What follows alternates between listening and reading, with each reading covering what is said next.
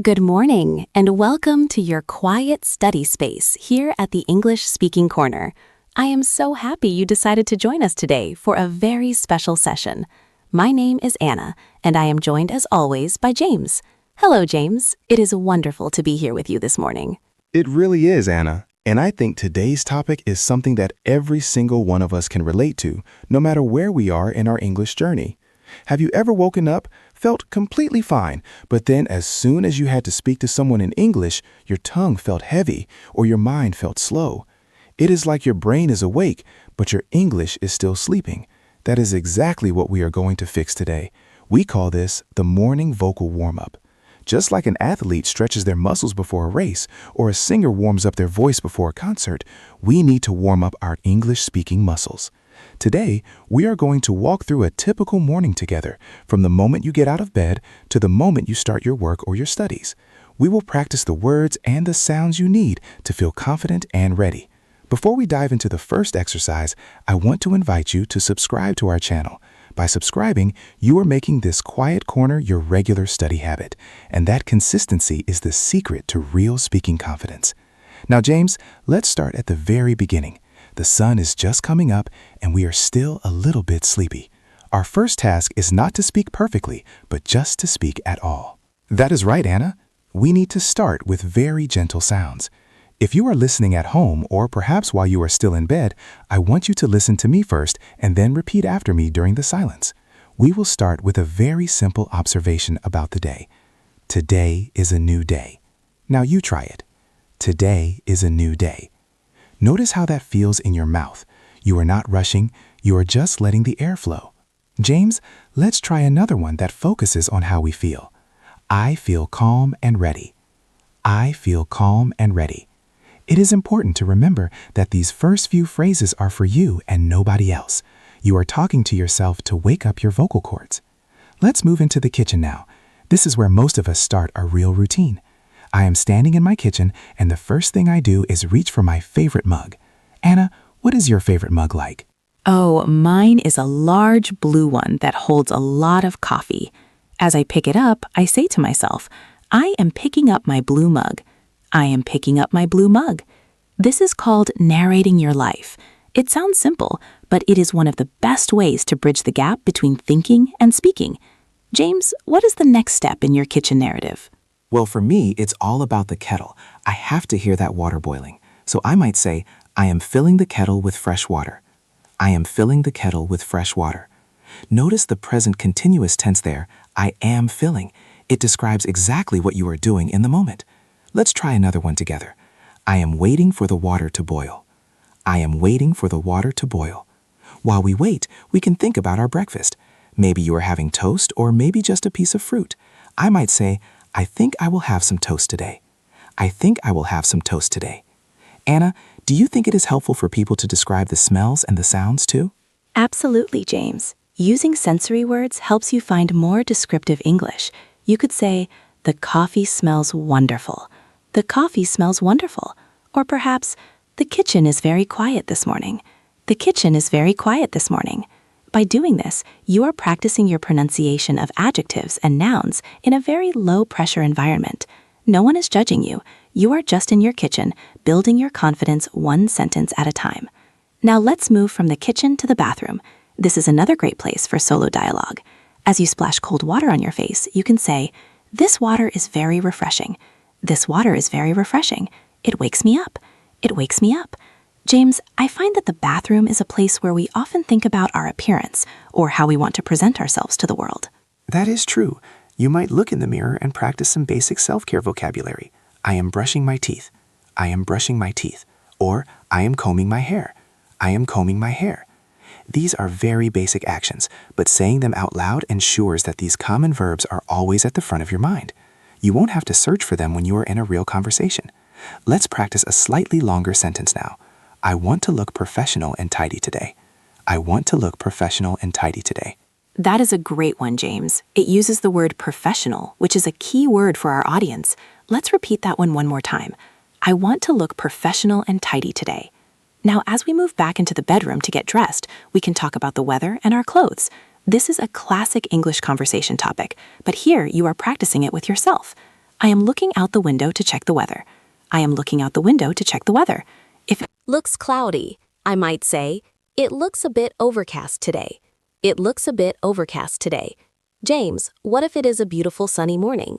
Then I would say it is a bright and sunny morning. It is a bright and sunny morning. And because of that, I will choose a light shirt. I will choose a light shirt. Notice how we shifted to the future tense there. I will choose. This is excellent practice for planning. Anna, what about when we have to decide between two things? That is a perfect opportunity for a more complex sentence structure. You could say, I can't decide if I should wear the blue sweater or the gray one. I can't decide if I should wear the blue sweater or the gray one. Even if you are just talking to your closet, you are practicing the if and or structure.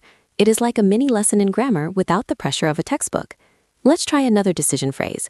I think I will go with the blue one. I think I will go with the blue one. Now that we are dressed and fed, we are starting to feel more like ourselves. Our voices are warmer and our brains are starting to switch into work mode or study mode. James, this is the time when we often start to feel a little bit of anxiety about the day ahead. How can we use English to calm that anxiety? That is a very important point, Anna. One of the best ways to handle stress is to name your intentions. Instead of just thinking about all the things you have to do, try saying them out loud in a calm-controlled way. You might say, today I have a few important tasks to finish. Today I have a few important tasks to finish. Let's break that down. I have a few important tasks to finish. It feels organized, doesn't it? It really does. It makes you feel like you are in control of your English and your day. I like to follow that up with a specific goal. For example, I will focus on my project this morning. I will focus on my project this morning. Or, I will respond to all my emails by noon. I will respond to all my emails by noon. James, what about when we have a meeting that we are nervous about? That is the perfect time for some positive reinforcement phrases. You can tell yourself, I am prepared for my meeting. I am prepared for my meeting. I can express my ideas clearly. I can express my ideas clearly. Even if you don't feel 100% confident yet, saying these words out loud helps your brain believe them. It is a form of linguistic exercise. Let's try a very common phrase for the workplace. I am looking forward to a productive day. I am looking forward to a productive day.